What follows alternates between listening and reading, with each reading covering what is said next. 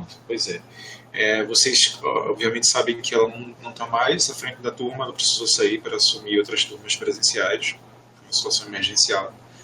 E o que é que acontece? Nós estamos aqui mobilizando outro professor para assumir a turma de vocês. Enquanto ele não chega,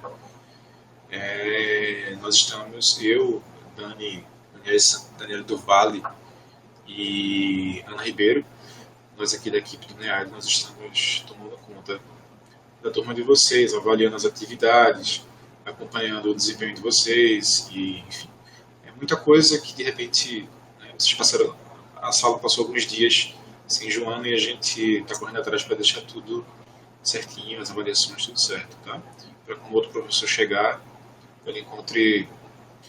Também acho, Suzana, também acho uma pena, mas ela volta. Tá? Joana é uma tutora que já trabalha com a gente há um tempo aí e ela é de se lamentar mesmo. Então, o que acontece? Tenho certeza que o próximo professor que vier, ele vai dar conta bem do recado, tá?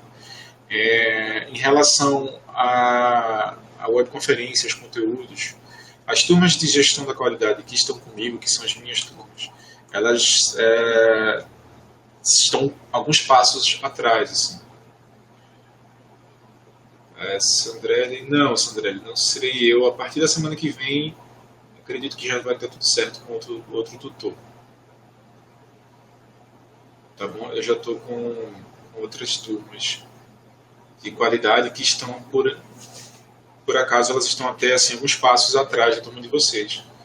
Vocês já entraram na terceira unidade curricular. As minhas turmas não estão ainda. Elas começaram ferramentas recentemente. A gente não está nem na metade ainda do processo de ferramentas. E aí assim é importante deixar isso claro assim para vocês, porque essa webconferência que está acontecendo hoje, ela é uma webconferência que faz parte do cronograma das minhas turmas. Inclusive, o link ele foi aberto dentro da minha turma de gestão da qualidade, lá na parte das webconferências da minha turma de qualidade. Por isso que ele não foi aberto na turma de vocês. Porque eu estou seguindo a rotina e o cronograma das minhas turmas.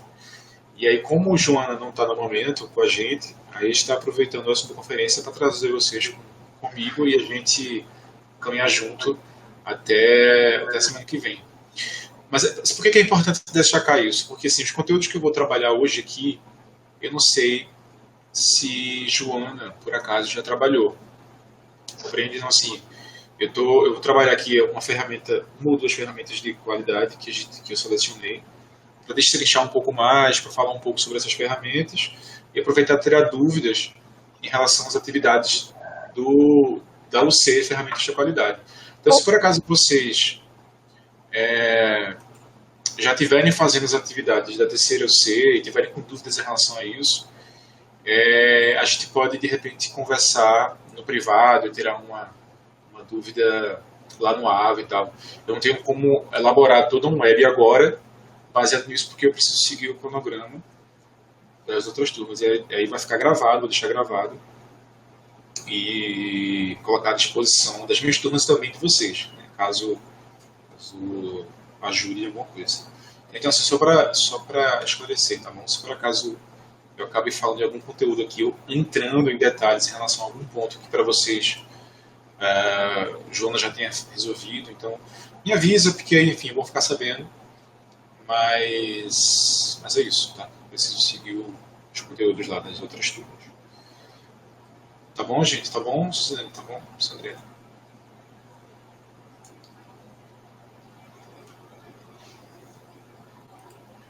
Então tá bom. Antes de começar a falar sobre as ferramentas e conteúdos específicos, eu queria dedicar esse primeiro tempo aqui.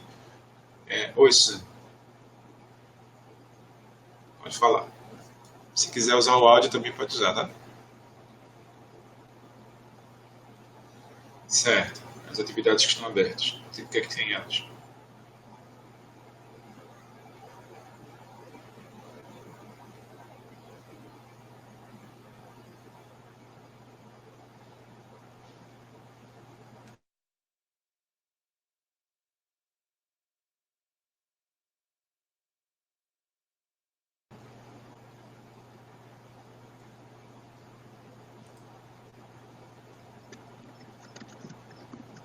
Eu abri o teu áudio, tá, Suzana? Quiser falar, pode falar. Dá para ouvir agora? Tô ouvindo agora. Essas Pode falar. atividades que estão em aberto, são as últimas ou ainda vai abrir mais alguma? Não, para a turma de vocês já está aberta a terceira UC, que é a última, tá? Ah, Então as tá. atividades que estão abertas são as últimas. Elas Eu vão vejo que ficar você. abertas até que dia? Olha, eu preciso conferir no cronograma de vocês lá que tem disponível. Eu teria que olhar aqui. Deixa eu ver Ah, se eu consigo tá. olhar Eu aqui acho que até o rapidinho. dia 15, se não me engano. É porque assim, a gente se programa, mas infelizmente acontece imprevistos. Hoje mesmo eu tinha me programado para ficar à tarde tentando Sim. resolver isso, mas eu tive que viajar. Aí já cheguei, já vim para cá. Mas Não, aí a gente vai desenrolando durante a semana. a gente super entende isso, compreende. Inclusive é muito comum o ensino à distância, pelo menos a gente faz assim. Os cronogramas eles orientam a gente, porque a gente precisa, né, começar e terminar uma hora, e isso não pode se estender muito, mas é normal que a gente acabe prorrogando um pouco os prazos e tal, porque a gente Ah, entende tá que, bom. enfim, acontece às vezes por causa de trabalho, né, famílias, enfim, assim, muitos obstáculos. E a ideia é que a gente flexibilize o máximo que dá. Então, assim, o cronograma está lá, ele serve como um guia e é bom a gente se esforçar, né, fazer o máximo que a gente puder para entregar tudo dentro dos prazos, mas a gente entende que nem sempre isso é possível. Então, assim, se por acaso for preciso, sabe, expandir, a gente cria sempre uma meta, assim, não, tem que terminar tal data, mas dá para expandir aí até no máximo, de repente, até 10 dias, então dá para que os alunos possam concluir, tá bom? Então, não se preocupa. É, tá me ouvindo, Suzana? Tá acompanhando?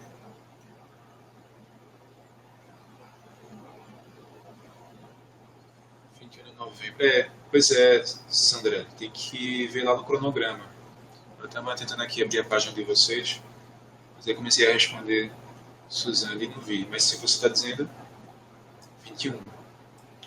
Pois é, então é isso, assim. A gente orienta para que vocês realizem tudo até essa data. Né? No caso de vocês, até o dia 21. Mas a gente recomenda que vocês entrem todos os dias, na medida do possível, e realizem tudo que vocês puderem, qualquer oportunidade que vocês tenham, para que vocês não deixem tudo para a última hora. Aí, enfim, se necessário, aí a gente faz uma prorrogação, né? A gente dá empurra um pouquinho para frente a data para finalizar de vez mesmo. A gente precisa fechar todo o programa, né? E depois subir todas as notas, avaliar todas as atividades, subir todas as notas e aí finalmente começar a se preparar para confeccionar os certificados de vocês. Né? Pedro não está me ouvindo. Deixa eu escrever aqui para ele.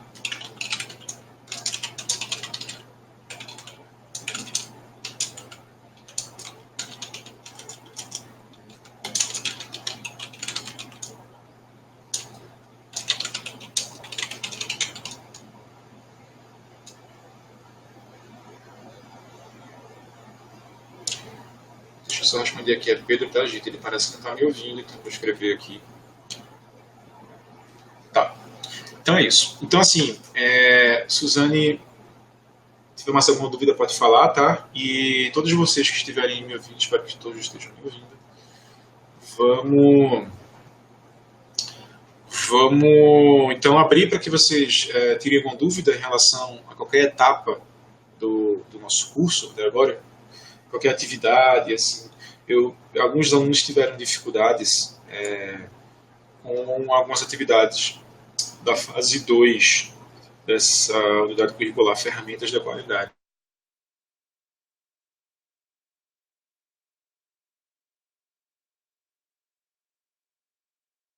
A gente pode fazer isso agora. Eu posso, de repente, espelhar aqui para vocês a página e mostrar como é que se faz a atividade, tirar dúvida. Vocês estão com algum problema nessa parte? Eu conversei já com Suzane sobre isso. Espero que eu tenha ajudado. Acho que falei também com Sandrelli e com os outros alunos assim, que estavam com justiça, né, um pouco confusos, porque algumas partes ali a gente está trabalhando para melhorar, porque ficaram um pouco... dão margens assim, para a gente entender alguma coisa de maneira não totalmente correta. Assim. Então a gente está revendo alguns pontos ali para deixar mais claro para vocês aquela atividade. Mas e aí? Vocês têm alguma dúvida? Podem... algum ponto que vocês queiram destacar, algo que vocês... ajudou, só falta alguns ajustes, mas breve encaminharei. Massa. Maravilha, fico feliz, tá? Fico muito feliz. Façam como... uma coisa que eu não quero de vocês, gente, é que vocês permaneçam na dúvida, tá? Eu quero que vocês, né, não se esqueçam, né, que a gente está todos os dias disponível para vocês online. Pode acontecer, às vezes, vocês mandam uma mensagem, a gente não responde logo de imediato, porque a gente está em reunião, às vezes, está... ninguém tem trabalho nessas coisas. Hoje mesmo à tarde a gente passou um tempão em reunião, resolvendo um bocado de coisa. Mas sempre que a gente pode, a gente dá uma olhadinha nos chats, né, para responder, para ajudar vocês. Então é isso, vamos seguir adiante. Ninguém aqui me parece que tem mais alguma dúvida. Vamos partir para a nossa atividade. A minha proposta hoje é a seguinte, gente. Considerando, como eu já disse, né, o ponto em que as minhas turmas de gestão da qualidade estão, que é ferramentas da qualidade, eu planejei esse nosso encontro de hoje, a gente assistir um vídeo comentando esse vídeo, assim. A atividade, a gente vai ter um papo sobre uma ferramenta da qualidade específica. A semana passada, a gente viu um pouco sobre PDCA. A gente viu um consultor comentando sobre o ciclo PDCA, o ciclo de melhoria contínua, PDCA, e um vídeo de um outro consultor falando de um caso na prática, assim, de aplicação do PDCA.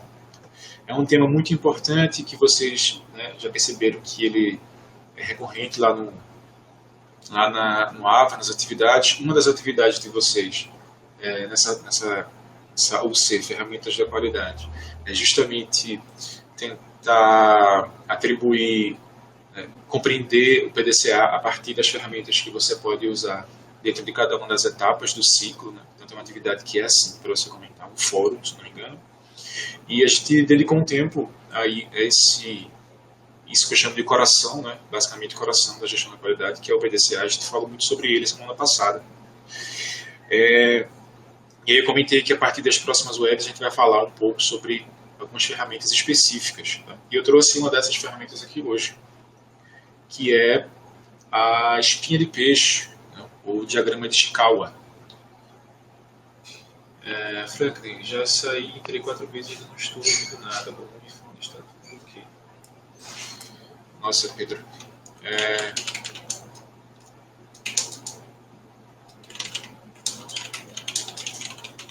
Todos aqui estão me ouvindo, não é isso, gente? Será que Pedro é o único que está com esse problema?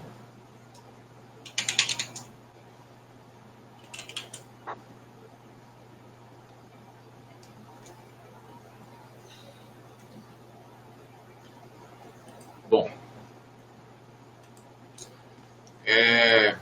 Deixa eu só que existe para ele, que caso ele não consiga, não se preocupa que ele pode acessar depois. Caso...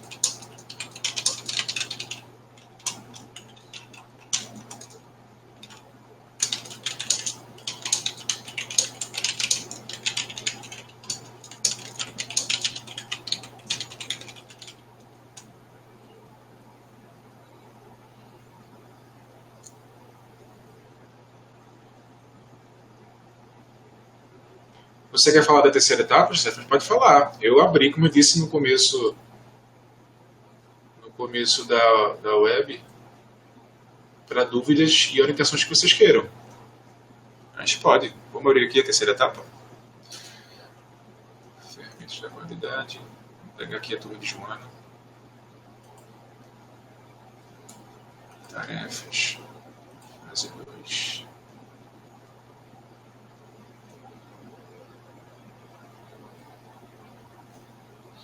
Você, quando fala da terceira etapa, você está falando da terceira UC, é isso?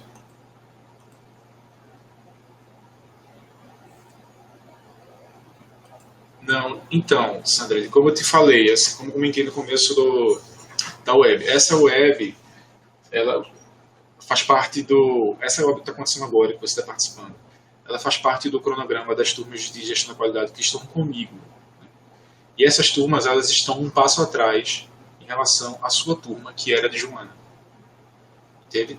Então, a minha turma ainda não chegou na terceira UC. Então, como essa web precisa ser realizada e gravada de acordo com o cronograma dessas duas turmas, eu não posso adiantar o conteúdo. Mas, isso não significa, se você tiver com dúvidas em relação à terceira etapa, que você está sem suporte. Porque eu continuo disponível para conversar com vocês todos os dias sobre esse assunto. Se você quiser amanhã, a gente pode fazer uma web, só eu e você, quem mais quiser, só para falar sobre isso. Tá? É que essa web ela é parte do cronograma, mas assim, nada impede que a gente possa amanhã abrir uma outra web e falar só sobre isso, e tirar todas as suas dúvidas. Tá? Eu estou na AD todos os dias. Às vezes só de manhã e de tarde, às vezes só tarde e à noite, como é hoje. Amanhã eu vou estar de manhã e de tarde. Então, se você amanhã, na parte da manhã ou da tarde, quiser falar sobre isso, eu posso abrir uma webconferência só sobre isso, só para isso.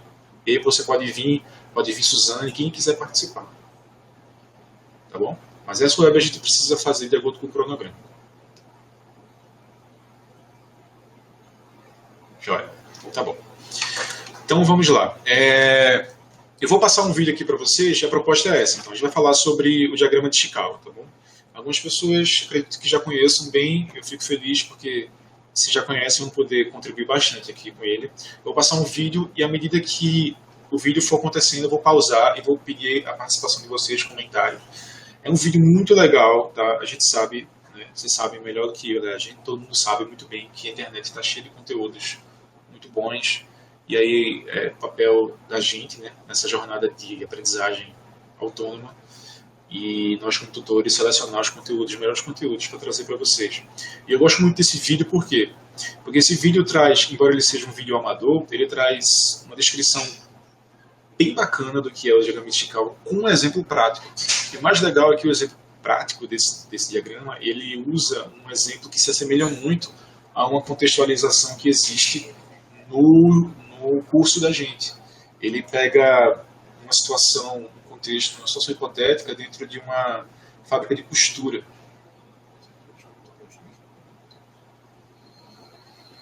Pois é, Suzane, pois é. O tempo é sempre muito curto, mas a gente consegue, junto a gente consegue. Tá bom? Então eu trouxe esse vídeo que fala sobre o diagrama de Ishikawa, que traz um exemplo prático que se parece muito, como eu disse, com o conteúdo da gente, que fala sobre na parte de contextualização da fábrica de costura. Vocês lembram que vocês fizeram uma atividade em que vocês precisavam pensar em possíveis causas de problema e possíveis soluções para problemas com cortes de costura torta, né? Uma fábrica de tecidos e tal. Então é bem legal porque o exemplo que vai trazer agora serve para a gente revisitar a atividade e aprofundar nosso conhecimento em relação ao diagrama de Ishikawa. Eu tentei carregar o arquivo aqui de maneira fazendo upload, mas está muito lento. Eu vou tentar dar o play nele direto do YouTube. Então vamos ver se a internet ajuda a gente. Vamos ver. Olá, neste vídeo eu vou explicar o que é e como construir um diagrama de Ishikawa, também conhecido como diagrama de causa e efeito. Torcer aqui para que a internet esteja a nosso favor. Primeiro de tudo. Pronto, acho que vai rolar. Pronto. Então presta atenção em vocês, tá? Vou dar o play e à medida que for rolando, eu vou eventualmente fazer uma pausa e comentar e parar para ler os comentários de vocês. Se vocês tiverem qualquer dúvida no andamento do vídeo, me falem que eu pauso, enfim. Para a gente entender junto o que está acontecendo, tá bom? Vamos lá, ajustem aí o volume de vocês, eu vou colocar aqui no máximo. Se por acaso vocês não estiverem ouvindo, tiverem qualquer problema, me avisem, tá bom? O que é um diagrama de causa e efeito, um diagrama de Ishikawa? É uma ferramenta utilizada para identificar as possíveis causas de um efeito, as causas de um problema. É uma das principais ferramentas utilizadas na identificação da causa raiz de um problema. Essa ferramenta foi criada e popularizada por Kaoru Ishikawa, que é um dos gurus da qualidade. Na verdade, foi ele que criou o conjunto das 7 ferramentas da qualidade que nós usamos hoje. É por essa razão que o diagrama também é chamado de diagrama de Ishikawa. Um outro nome que esse diagrama recebe é diagrama espinha de peixe. E a gente pode ver aqui por quê. Essa figura aqui embaixo é como se fosse um protótipo de um diagrama de causa e efeito. E a gente vê que ele tem esse formato de espinha de peixe. Quando a gente tem um problema, é como a gente ouvir falar que é melhor atuar. Então, antes de continuar, eu quero deixar de perguntar para vocês. Quem aqui já entende bem o que é o diagrama de Ishikawa? Quem foi que estudou, leu direitinho lá os conteúdos do livro? Quem até de repente já procurou outros conteúdos sobre o assunto e vai que de repente já fez até alguma atividade? Digam aí.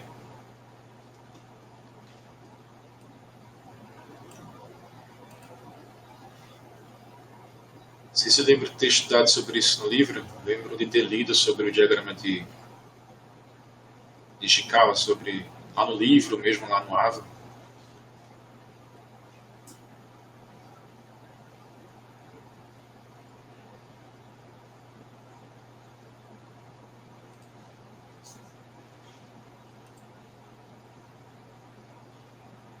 E aí, gente, cadê vocês? Ricardo, Rosângela, Gabriel, Suzane, Sandrelli. Quem já conhece o diagrama? Então, Suzane, você já lembra de ter lido sobre ele? Tem uma parte bem interessante que fala sobre ele lá no livro desse curso. Eu já tinha estudado em outro curso, que bacana, que legal assim. Bom, chegou a ver exemplos práticos do diagrama?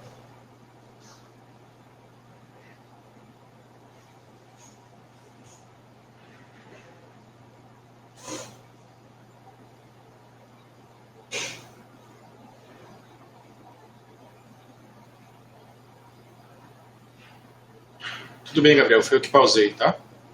Não se preocupe. Tá bom, vamos lá. Eu queria, sim, porque não posso botar o decorado. Que massa, Zan, que bom. Fico feliz, porque aí tu ajuda aqui a gente, contribui aí qualquer coisa que você queira acrescentar, tá? Não deixa de colocar. Não, se você quiser, tá? Não é obrigado. Assim, qualquer coisa que você queira acrescentar. Então, gente, a primeira coisa que eu queria destacar em relação a essa ferramenta. Ele fala ali no começo, é levantamento de hipóteses. Tá bom? Então, assim, observe que é uma ferramenta muito útil, né? Desde já, é bom deixar claro isso, que ela é muito útil como investigação. Né? Ela, para aquelas etapas iniciais, né? Você como profissional da área de gestão, existem ferramentas para várias etapas diferentes dentro de um processo de análise, né? A partir desse olhar da gestão da qualidade. Esse diagrama, ele trabalha com hipótese, é um levantamento de hipóteses. Você está diante de um problema, e aí, bom, o que acontece? Geralmente, como estamos diante de um problema, a gente está ali, né, olhando para o olho do furacão, né, para uma bagunça. Então, assim, é uma ferramenta que ajuda a gente a organizar a realidade, né? Ajuda a gente a pensar uma realidade conflituosa. Então, assim, você está diante de um problema, você precisa compreender quais são as causas desse problema. E aí existem formas simples, né, que podem ser resolvidas com papel e caneta para se começar a organizar as ideias diante desse problema, para se começar a traçar um desenho. Uma coisa que eu queria destacar em relação à gestão da qualidade é que a gestão da qualidade parece que tem muito a ver com design thinking, sabe? E parece não, tem tudo a ver com design thinking, que é a gente trabalha muito com essa... Dentro da gestão da qualidade, você acaba trabalhando muito com diagramas, com peças visuais, né? Não sei se vocês notaram isso, mas na qualidade existe a preocupação com tornar informações complexas, transmitir e organizar informações complexas de maneira simples e objetiva através de infográficos, né? Através de desenhos, ou seja, não é à toa isso, é o famoso, grosso modo, é como se, olha, entendeu o que é desenho, né? Então, assim, desenhando a gente consegue visualizar melhor situações complexas, né? E uma prova disso é o diagrama de Ishikawa, que não à toa se chama espinha de peixe, porque é um diagrama, é um infográfico, né? Uma peça visual que ajuda a gente a visualizar o problema. E Não apenas, aliás, não visualizar o problema, visualizar as causas possíveis desse problema, para que você possa tomar decisões, para que você possa fazer planejamentos e depois tomar decisões. Então, vamos lá. Na causa do problema do que sobre o efeito do problema. Então vamos dar uma olhada aqui nas 3 estratégias principais para lidar com problemas. A gente pode fazer uma ação preventiva, que atua nas causas dos problemas antes que eles ocorram, ou seja, eles previnem que o problema chegue a acontecer. Temos também ações corretivas que, após a detecção do problema, a gente tenta eliminar a sua causa para evitar o efeito. E também temos as ações de contenção, que quando a gente não consegue eliminar a causa do problema, a gente acaba tomando uma ação para evitar que o problema se propague. Vamos dar uma olhada aqui num exemplo, tá? Vamos supor que nós temos um problema de queda de luz na fábrica. Isso aqui é um problema que existe. O efeito dele... Olha só que importante isso, tá, gente? Vocês, como profissionais da área de qualidade, precisam, apesar de parecer uma divisão categórica bem simples, nem sempre, diante da realidade, as coisas parecem tão simples assim. Como categorizar as coisas? Antes de você tomar qualquer decisão, né, diante de um problema, é importante que você pense onde é que a sua solução está atacando, né? Se a sua solução é uma ação de prevenção, se é uma ação corretiva, ou se é uma ação de contenção, né? Então, esses conceitos são muito importantes. Parecem simples, mas nem sempre, diante da realidade, a coisa fica tão simples assim. Tá? Josefa comentou aqui que tem a finalidade de organizar o raciocínio de problema prioritário. Exatamente. É exatamente essa função. Especialmente na produção industrial. Isso, exatamente, Sandra. Desse problema é a parada na produção, porque falta energia e os equipamentos param. Se a gente fosse fazer um estudo das causas desse problema, a gente poderia concluir que a causa é que o sistema elétrico é mal dimensionado. Assim, ele pode se sobrecarregar e causar todos esses problemas. Então vamos dar uma olhada em algumas ações. No caso aqui de uma ação de contenção, vamos supor que já aconteceu a queda de luz e nós temos a parada das máquinas. Então a gente poderia utilizar uma ação de contenção, que é o uso de geradores alternativos para poder colocar a linha de produção em funcionamento novamente. O que seria uma ação corretiva nesse caso? Nós detectamos, já aconteceu, o sistema elétrico foi mal dimensionado. Essa é a causa do problema. Então uma ação corretiva seria readequar o sistema elétrico. E qual seria uma ação preventiva aqui nesse caso? A gente poderia já ter um sistema bem dimensionado para a situação atual, mas a gente não sabe do futuro. Então a gente poderia utilizar medições contínuas dos níveis de consumo, planejar novas instalações de equipamento para evitar que aconteça a queda de luz na fábrica. Então nesse slide a gente vai começar a construir um diagrama de causa e efeito. O primeiro passo para construir um diagrama de causa e efeito é identificar o efeito que nós queremos tratar. Então a gente tem um problema, esse problema tem um efeito principal, que a gente quer estudar quais são as causas que levam a esse efeito. Então o que a gente tem que fazer? A gente precisa desenhar uma linha, vamos dar uma olhada aqui, uma linha principal que seria a coluna da espinha de peixe, e na ponta a gente coloca este efeito que a gente quer estudar. Nesse vídeo eu vou utilizar o seguinte exemplo. Em uma confecção, o analista da qualidade tem observado muitos problemas na costura das laterais. Um problema frequente são costuras desalinhadas, o que acaba prejudicando a forma do produto final. Aqui nós vemos que há um problema na costura. E esse problema pode se manifestar de várias formas. A gente poderia ter costura solta, a gente poderia ter buraco na costura. Mas o erro que a gente está mais interessado aqui é a questão das costuras desalinhadas. Porque provavelmente o analista da qualidade, ele começou a observar que é o problema que mais acontece. Então a gente pode colocar essa questão da costura desalinhada como o efeito que vai ser estudado. O passo seguinte é escolher quais vão ser as categorias que nós vamos utilizar para agrupar as causas.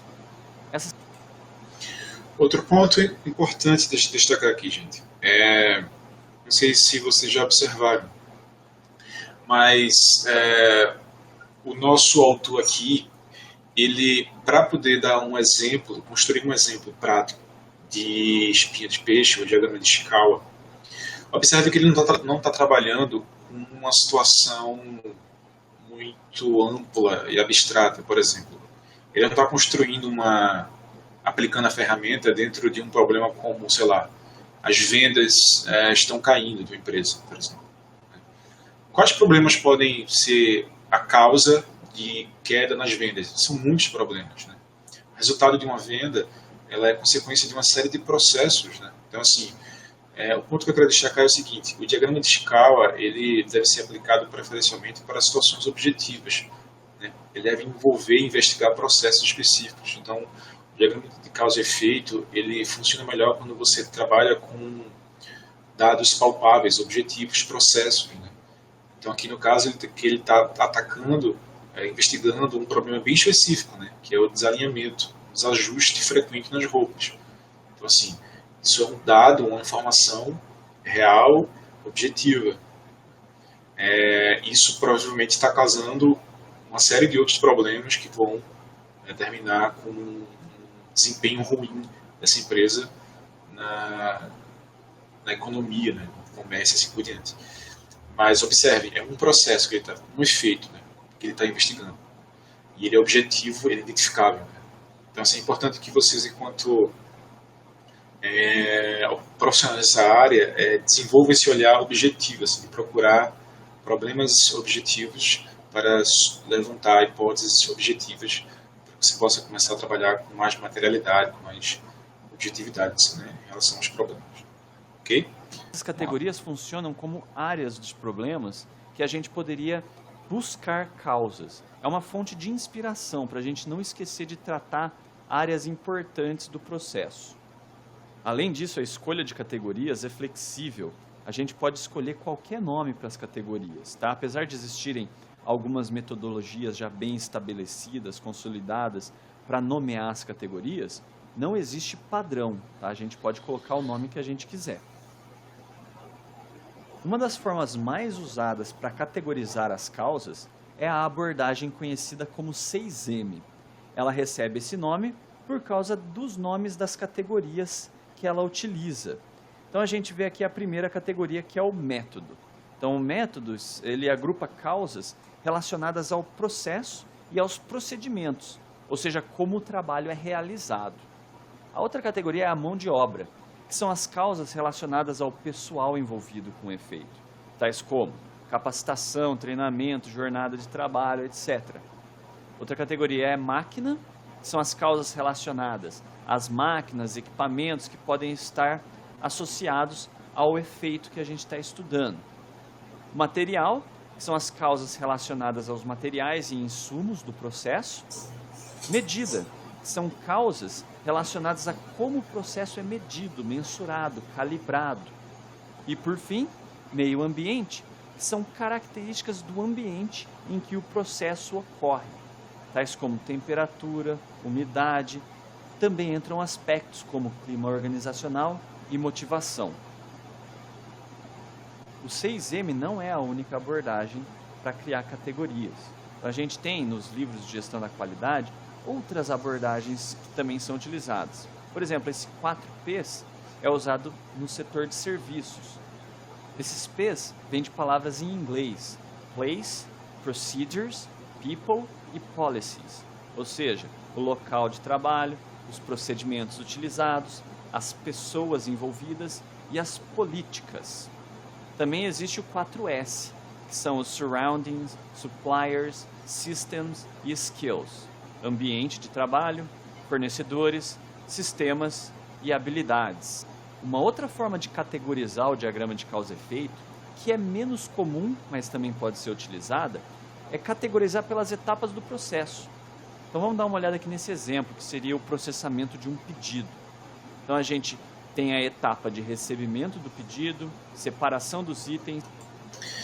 Gente, não se preocupem em tentar decorar todas essas possibilidades. O importante aqui é que vocês entendam que existem várias formas de você categorizar, ou seja, de você organizar as áreas que você vai investigar para descobrir as causas de um determinado problema. Tá bom? Então lembre-se que lá na cabecinha do peixe tá o problema que você está investigando e tem que ser objetivo, né?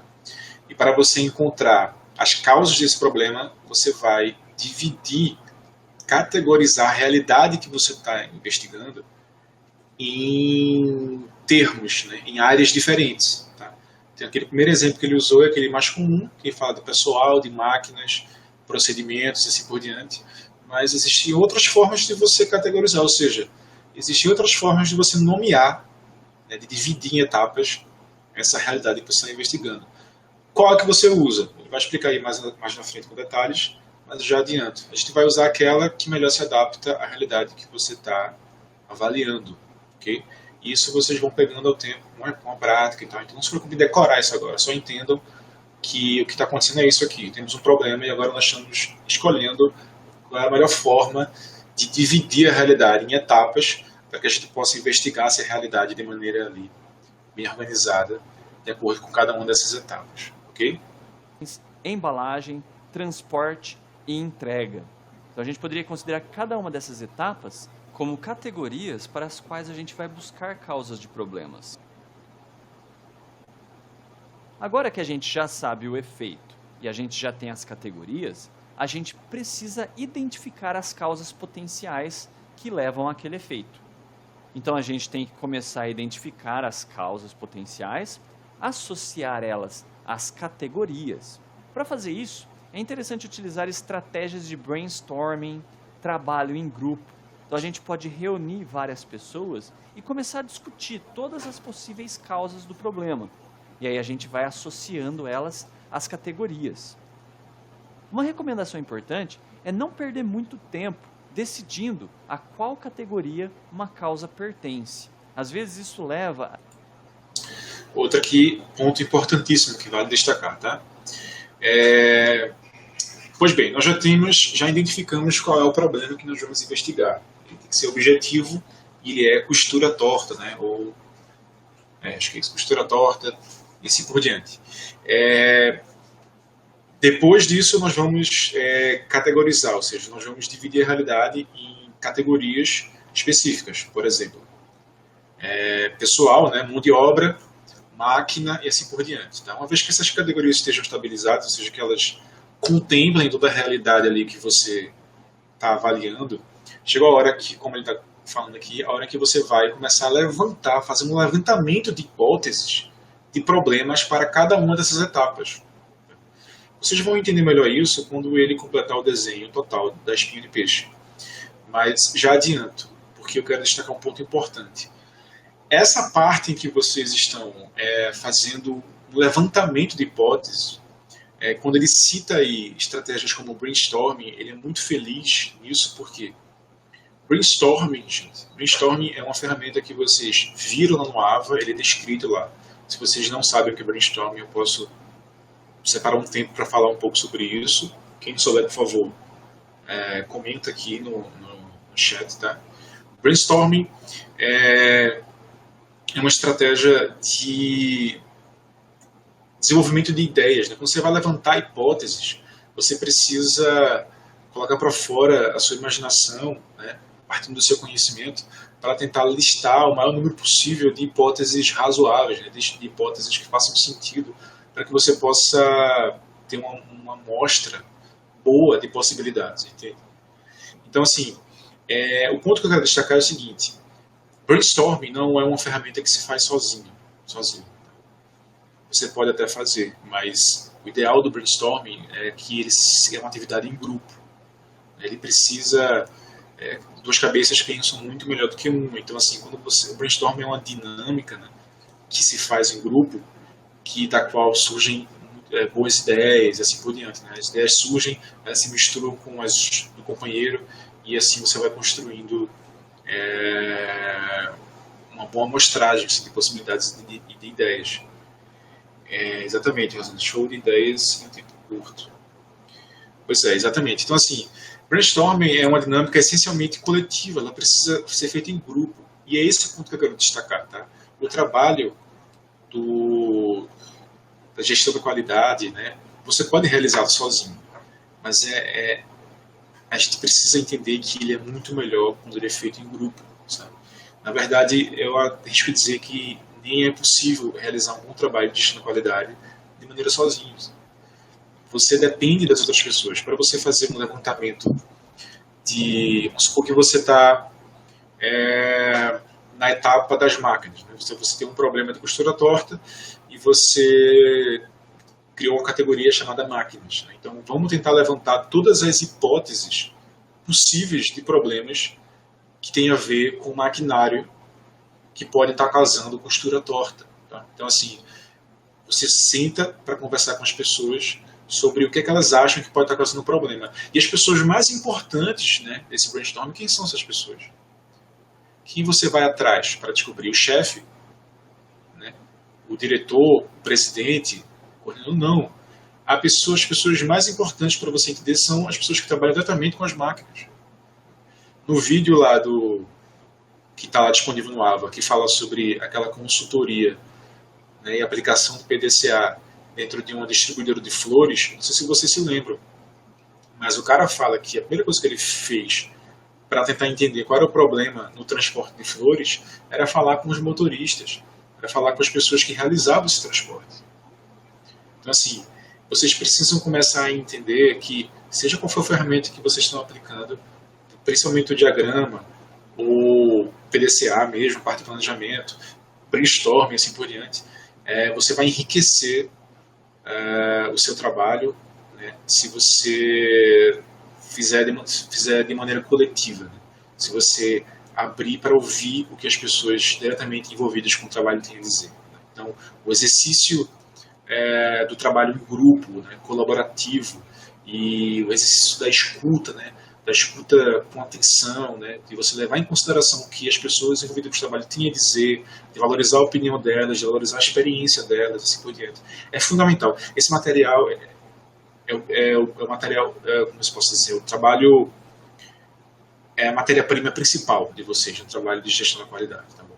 É as pessoas, é o que elas têm a dizer, a experiência delas, assim por diante. Tá bom? Então, é isso. Perguntaram quem lidar. Exatamente, Suzana. Exatamente. Ok?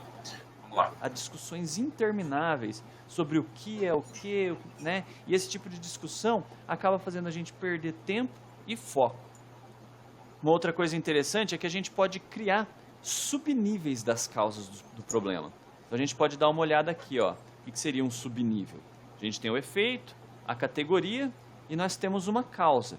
E às vezes a gente acha que alguma coisa leva a essa causa. Então a gente pode utilizar esse tipo de notação para indicar essa situação.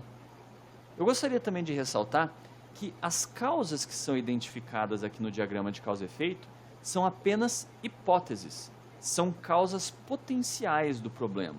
A gente ainda não tem certeza absoluta se essas causas realmente têm relação com o efeito. São hipóteses, a gente acha que se eu eliminar ou reduzir essa causa, eu vou ter um impacto aqui no meu efeito que eu estou estudando. Mas pode ser que isso não seja verdade. Então a gente tem que tomar cuidado ao afirmar que isso causa isso. A comprovação dessa relação de causa e efeito requer análises mais profundas. Para isso a gente pode utilizar o diagrama de correlação, que estabelece se há uma relação entre uma variável de entrada e uma variável de saída. Aqui nós temos o diagrama de causa e efeito do exemplo das costuras desalinhadas. Eu resolvi utilizar 4 categorias: mão de obra, máquina, ambiente e método. Vamos dar uma olhada aqui no que eu coloquei na categoria método. Então no método a gente poderia colocar, por exemplo, que a máquina está mal posicionada.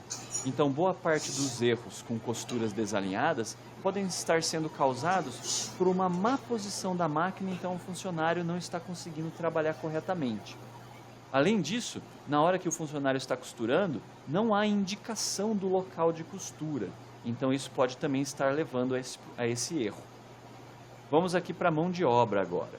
Então a gente tem a falta de treinamento. Pode ser que esses erros estejam sendo causados por uma falta de treinamento. Outro ponto importante a destacar aqui, tá? Ele falou que no diagrama de Ishikawa a gente levanta hipóteses, tá?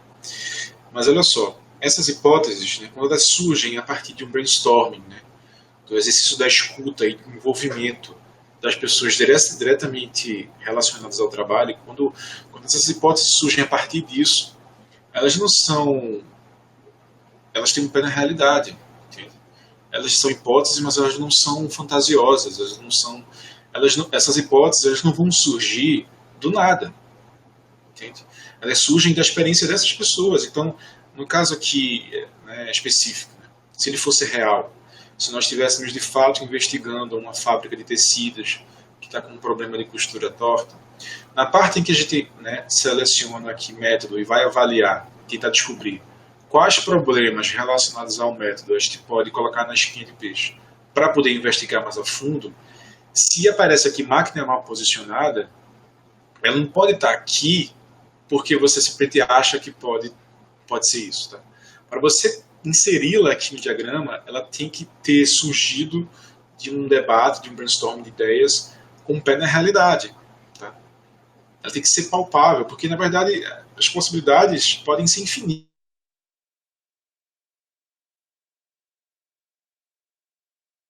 Né? Uma baleia, não sei. Não tem como você... Como é que você seleciona quais as hipóteses mais palpáveis? Né?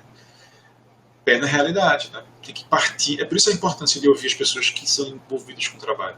Porque elas vão fazer um brainstorming a partir do que elas experienciam, do que elas sabem. Então, mais uma vez, ouçam essas pessoas e envolvam essas pessoas no processo de trabalho. Ok? Dos funcionários. Também a gente pode ter um problema com um ritmo muito acelerado de trabalho, o que está levando aos erros. E esse ritmo acelerado pode estar sendo causado por metas muito elevadas de produtividade. Então a gente vê aqui um exemplo de subcausa. Na categoria máquina, a gente pode colocar aqui algumas coisas. Por exemplo, falta de um dispositivo antifalha na máquina que evite, mesmo se o funcionário não estiver tão bem treinado, mas que evite o desalinhamento das costuras. Além disso, a gente pode identificar que a máquina é antiga. Se a máquina for antiga, pode ser que ela não tenha uma tecnologia adequada para evitar esse tipo de problema. Por fim, na categoria ambiente, eu coloquei a temperatura alta no local de trabalho, que pode causar desconforto térmico, o que pode também desconcentrar o funcionário e causar algum problema lá na parte de costura. Eu gostaria de ressaltar que esses problemas são específicos de uma empresa. Então a gente chama quem trabalha lá no setor de costuras, a gente chama alguém da área de qualidade, a gente chama alguém da área de projeto de produto, para tentar chegar nesse diagrama, mas esse diagrama é específico da empresa que foi estudada. Em uma outra empresa que trabalha no setor de confecções, pode ser que as causas fossem outras, porque as situações de trabalho, a mão de obra, as máquinas utilizadas são diferentes. E para finalizar esse vídeo, eu vou fazer algumas considerações finais. Às vezes, quando a gente tem um problema, pode ser que a gente identifique 2 ou 3 efeitos muito distintos, que fica difícil de trabalhar os 2 efeitos no mesmo diagrama. No nosso exemplo, a gente poderia falar assim, olha, tem problema na costura, mas o problema de costura desalinhada é muito diferente do problema quando a linha se rompe, causando buracos na peça final. Então a gente poderia criar 2 diagramas de causa e efeito separados para esses 2 efeitos distintos. Uma outra consideração importante é que o diagrama de causa e efeito ele é melhor quando ele é feito colaborativamente, com o envolvimento de várias pessoas.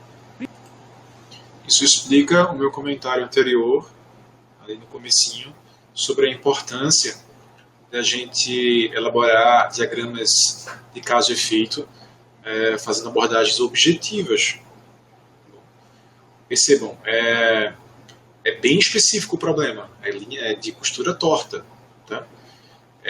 Que é um problema dentro de uma categoria geral, que é problemas de costura. Então, assim, quanto mais específico for, né, o efeito, melhor para você organizar as possíveis causas e poder, finalmente, combatê-las, ok? Então, lembre-se sempre disso, gente, objetividade. Principalmente pessoas que conhecem do processo, que atuam no processo. Aí quando a gente reúne essas pessoas, para extrair as causas do problema, a gente pode utilizar cartolinas, a gente pode utilizar Falamos sobre isso, não foi? Pois é. Quadros. Aí a gente vai rabiscando até chegar no conjunto de causas que levam àquele efeito. Então é muito comum esse processo de coleta de dados ser informal. e ser feito como um rascunho. Mas é interessante que depois, os resultados desse... Aqui é outro destaque que eu quero dar, tá? A construção do primeiro diagrama pode ser feita usando cartolinas, adesivos, etc., mas posteriormente deve ser documentado para uso futuro. Esse momento, né, que envolve brainstorming, esse momento que envolve exercício da criatividade mesmo, né, e essa experiência de construir coletivamente uma peça de design que vai organizar as ideias e que tem um objetivo massa, né, de ir em busca de soluções inovadoras, investigar um problema e tal. É legal que você, como profissional dessa área, tente fazer com que esse momento seja o mais participativo e lúdico possível mesmo. Então, assim, você está lá na situação da empresa e você precisa fazer uma reunião para levantamento de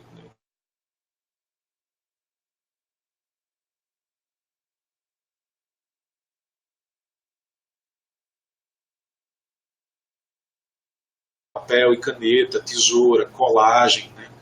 Então, assim, isso pode parecer bobagem, tá? O professor está sugerindo fazer um momento divertido numa hora tão complexa e séria como essa. Quando eu digo divertido, gente, não é avacalhado, piada fora do lugar e assim por diante. Que seja dinâmico, né?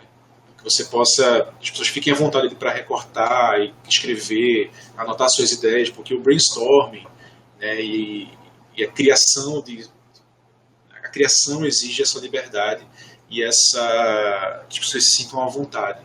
Então, é sempre bom vocês, enquanto profissionais e profissionais inovadores dessa área, fazer com que esses momentos de dinâmica, esses momentos de aplicação de ferramentas, na medida do possível, tá, gente? Pode ser que a empresa para a qual você esteja trabalhando não abra espaço para isso também. Então, você tem que ter essa sensibilidade para entender se há a possibilidade de você transformar o que seria uma reunião chata, né, numa reunião mais leve, focada no assunto, focada no profissional, focada nos problemas, mas leve, sabe? Mesa redonda, papel, vamos conversar, vamos trocar uma ideia, né? Post-its, né? Anotem aí, assim por diante. Fazer esse momento assim em que a equipe toda trabalha, né, a, sei lá, 20, 30, 40 mãos. Ok? 30 não dá, né? Mas enfim, 20, 40, 60 mãos, ok? Tá bom, gente? Não esqueçam disso. O brainstorming dessa coleta de dados sejam documentados, ou seja, uma versão formal, eletrônica do diagrama de causa e efeito tem que ser feita e arquivada para que ela possa ser utilizada em projetos futuros. E para finalizar, eu queria dizer o seguinte: o diagrama de causa e efeito é apenas o ponto de partida para a resolução de um problema, para eliminar um efeito. Quando a gente identifica várias causas, a gente ainda precisa coletar mais dados para verificar se realmente essas causas têm relação com o efeito. A gente também precisa propor planos de ação que vão atuar sobre essas causas e possivelmente eliminar o problema. Então eu queria ressaltar que o diagrama de causa e efeito é só o ponto de partida, tá? A gente ainda tem muita coisa para fazer até conseguir eliminar um problema. Bom, pessoal, então era isso que eu queria explicar. E aqui, para finalizar, outro ponto importantíssimo, tá? Espinho de peixe, diagrama de Chicago, como ele disse, é apenas o começo de um ciclo, tá? É por isso que há algumas atividades atrás, como eu já mencionei aqui, a gente falou sobre o PDCA, sobre como, em cada uma daquelas etapas ali do PDCA, várias ferramentas podem ser aplicadas.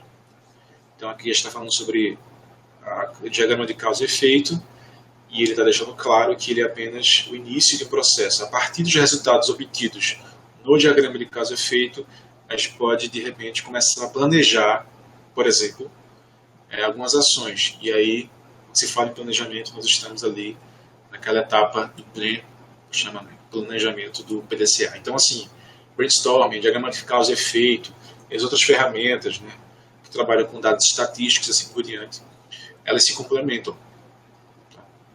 As ferramentas do sistema de gestão da qualidade, né, do controle da qualidade, são ferramentas que se complementam, elas não resolvem tudo por si, né, elas fazem parte de um time. Por isso que vocês têm uma disciplina só falando sobre isso. Vou explicar para vocês sobre o diagrama de causa e efeito, espero que tenha sido bem claro. Se surgir alguma dúvida, deixem um comentário. Um abraço e até mais.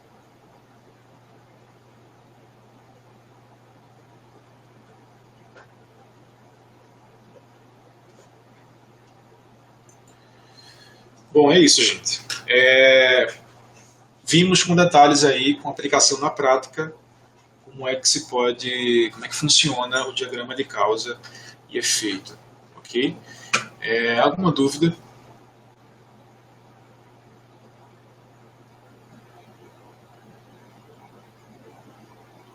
Aos meus alunos, né, que estão nesse momento fazendo o C2, eu espero que tenha ajudado aí nos estudos de vocês. Quem ainda não estudou sobre ferramentas sobre diagrama de causa e efeito, massa, porque já tinha aí uma boa noção para fazer as atividades lá no ABA e quando for ler os conteúdos no livro. Quem já viu, massa também, porque a gente faz aqui essa abordagem mais detalhista, né, da coisa. Espero que tenham compreendido. Eu espero que vocês permaneçam motivados para fazer o curso. Espero que vocês me procurem, tá? Não deixem de procurar. Joana não está mais com a gente no momento, mas eu estou totalmente disponível para vocês, de verdade, para ajudá-los no que for preciso, no que vocês precisarem. Tá? Estou disponível todos os dias pelo chat ou lá no WhatsApp. Continue estudando, continue consultando o livro, continue participando dos fóruns. E é isso, gente. Ok?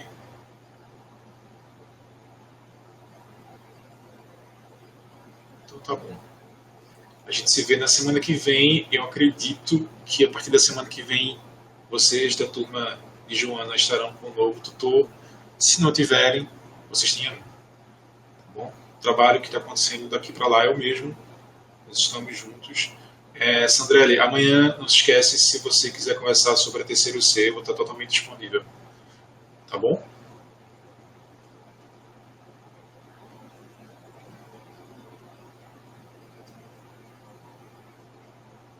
Ok, Sandrelli.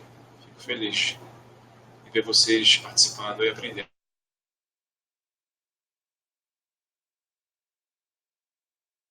Ricardo, obrigado por ter vindo. Essa web foi gravada. Se vocês tiverem qualquer dúvida, quiserem consultar, eu vou disponibilizar. Acredito que amanhã já vai estar disponível na sala de vocês, tá bom? Boa noite, bom descanso, bons estudos e até breve.